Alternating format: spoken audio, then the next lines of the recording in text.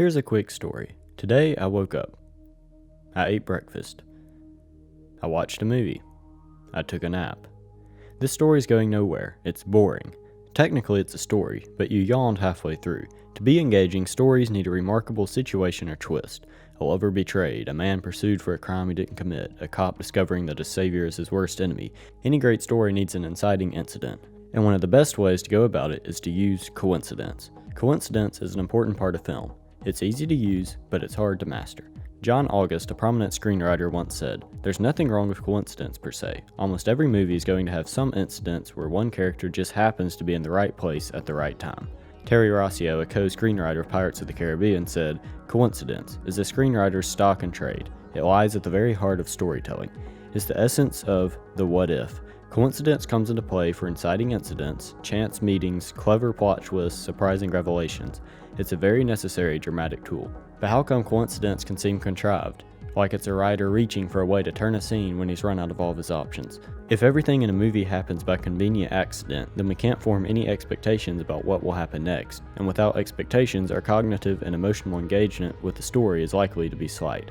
Moreover, designing a story packed with coincidences isn't hard. Children do it all the time. But what makes a good coincidence and a bad coincidence? When do you use it, and how do you use it? In today's video, we're going to take a look at how to use coincidence in film. The general rule of screenwriting is that you're only allowed one coincidence per film. Since you're allowed only one coincidence, you need to make it big. This is good advice and has many places, but a lot of times you need coincidence more than just once. In his book Story, Robert McKee writes the following about coincidence. First, bring coincidence in early to allow time to build meaning out of it. Don't use beyond the midpoint, rather put the story more and more into the hands of the characters. Coincidence is often the way to get a story started, the inciting incident. An accident happens that propels the story forward.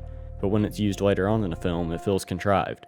Using coincidence only in the first half of the story ensures that the story is told by characters.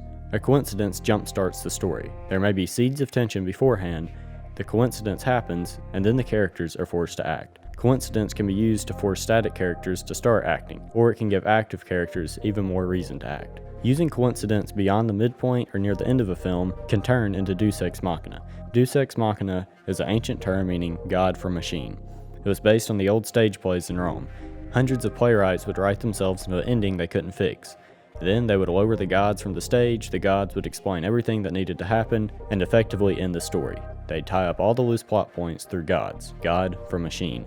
Ending a story back then was just as hard as it is today, but there's a reason we only remember one or two playwrights from that era. Using deus ex machina erases all meaning and emotion from the audience, and is an insult to the audience. Audiences want to be entertained, but they're smart, and using deus ex machina is impossible to predict. The audience can't get a payoff they were expecting. All the hard work and putting in setups never have their payoff.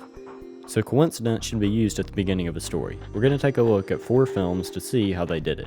The following films are all kid films. Kid films are easy to analyze because they're simple. They use the most basic points of storytelling in the most simplest ways, without layers of nuance to dissect. Sometimes the best lessons can be learned from kid films. In the first Toy Story film, the coincidence kickstarts the plot, but the story has been in motion long before then. Woody is a nice king of the toys as long as he's in charge, but the moment Buzz begins taking that spotlight from him, Woody gets jealous. Woody's plan involves pushing Buzz behind the bed, but through a freak accident, the lamp pushes Buzz out the window, and it's all on Woody to blame. The other characters push Woody out as well. The coincidence, the lamp pushing Buzz out the window, merely complicates the story involved, the story between the tug of power between Buzz and Woody. The story has seeds of tension long before the coincidence happens, and the coincidence merely puts more meaning into the hands of the characters. Once the accident happens, there's a cause to act. Woody's responsible and the other toys push him out the window. There's a new beginning to the plot, but the story's been in motion long before then. The coincidence occurs about 1/3 of the way through the story, but once it happens, the story is put in the hands of the characters. Nothing else is forced, it's merely how they kickstart the plot. In the second Toy Story film, one of the toys is taken out to a yard sale, and Woody tries to save him. But instead, it looks like Woody is for sale, and the mean toy store owner tries to buy him. When he can't be bought, the toy store owner takes him away. While the coincidence occurs near the end of this sequence, the story was already in motion. Woody is a good leader going to save one of the other toys. It's a risky endeavor, and for once, the risk doesn't work out. Woody is taken. The story starts a little later when he meets the other toys, but the plot gets kickstarted by a coincidence. It's based on character choices, but governed by a freak accident. The toy store owner was set up before then. There was a commercial that showed who he was and the toys' disdain of him. A lot of sequels don't have anything happen. They're wallowing in the story world, enjoying the character dynamics. Toy Story 2, after a few brief moments, gets started with the accident. The coincidence sets the plot in motion, but it's brought in early to allow meaning to develop from it. In the third Toy Story film, a bag of trash is mistaken for a bag of toys, and Woody has to save them. It's a quick coincidence, but there are story seeds setting it up. Woody is the only toy going to college. The other toys are going into the attic. While no one's outright jealous, it's obvious Woody is special, so he has to give up going to college to go get them. And after the coincidence, once they end up in the daycare, seeds of tension have already been developed, and it makes the break between Buzz and Woody that much better. Seeds of tension are derived through this freak accident, and the whole film is based on it. The last film we're going to take a look at is Finding Nemo. Nemo is mad at his dad being overprotective, and goes off on his own to prove he's not governed by his dad. The dad's worst nightmare becomes true as the people in the boat take Nemo captive. It's a strange coincidence that it occurs at the exact same moment, but this is used to merely start the story. It's not used to end the story. Coincidence, when brought in early, allows meaning to develop from it. Another thing about all this coincidence is that it's not good coincidence. Good coincidence can be seen as writer's convenience, but bad coincidence defends from this argument. How could a script feel like writer's convenience if what transpires actually works against the wishes of the key character? One of the classic rules of coincidence is that fate, if it must be present, should always favor the antagonist. If our hero has a gun on the villain and the hero's gun jams, it's called drama. If the villain has our hero dead in his sights and the villain gun's jams, then it's called a lousy cheat, a not very inventive way to sneak the hero out of his predicament. The audience will roll their eyes, it's an insult to them. So if coincidence has to happen, unless you're an incredibly talented writer, it should probably be bad coincidence. Bad coincidence where it affects the protagonist in a negative way. A coincidence like Casablanca. The one bar she walks into happens to be the one bar that's run by the guy she forsook in Paris. They even mention it in the dialogue. Mentioning it in the dialogue is a quick way to prove to the audience, yes, we know it's coincidence, but it's coincidence that's going to drive the story. Coincidence at the beginning of a story is fairly easy to do.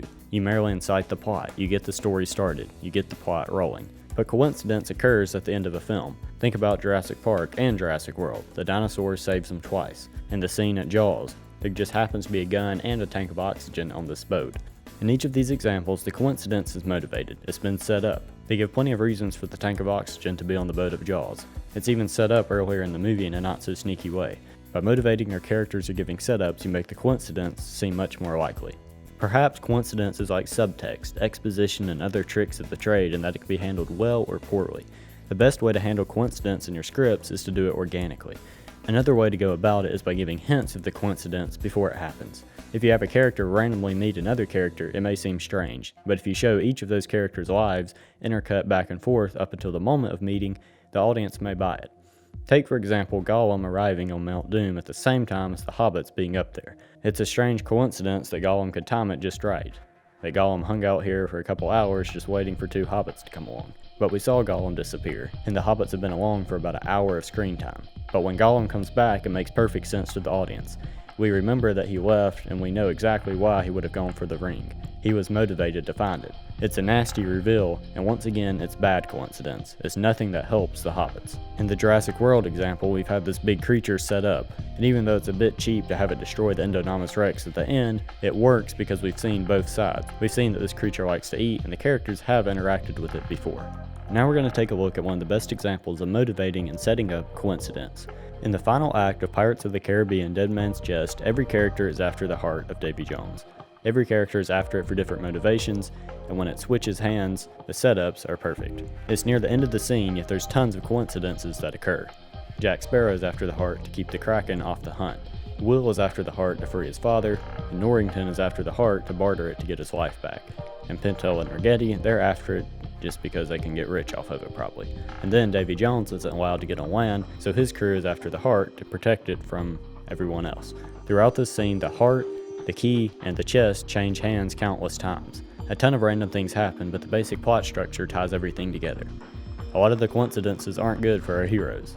Some of them are, but they're immediately undone later. And then when the entire sequence becomes about coincidences, it becomes pretty exciting to see exactly how the writers are going to bring it all together. Throughout this scene, it shows the screenwriters are in control. They know exactly where they're going with this, and each scene ties together in a perfect way. While it may be coincidence, it's treated as such. It's treated as just random chance happening, but near the end, when it becomes serious, they forget the coincidence. Coincidence does not rule this film, it's ruled by the screenwriters. It just goes to show you, most artistic traditions thrive on their restraints. If anything at all can happen to advance or conclude your plot, you're like playing tennis without a net.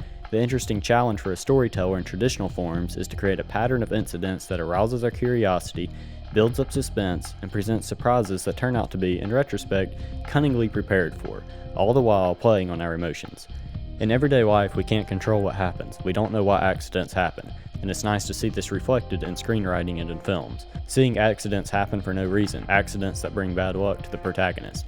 We know it happens because it happens to us. But it's also nice to know that there's something in control. There's something governing every accident, choice, and coincidence. It's all leading to a grand finale, and coincidence is just one of the many ways to get there.